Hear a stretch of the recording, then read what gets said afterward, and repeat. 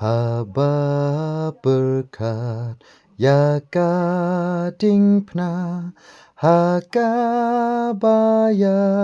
usim kabneng laspa ngakeng kendel tala ngayu roi ru ya jing ngomeng Wat ai ablay ngas ngau sarong lai tang haka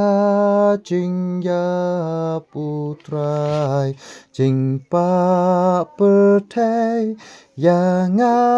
barong has nam jong u jing nyangan ai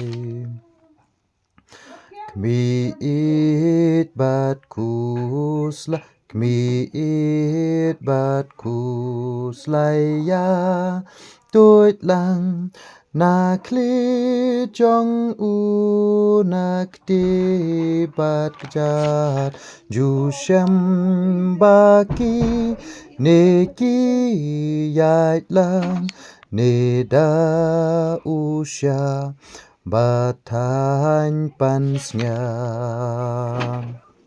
Lada pertai Lujong adai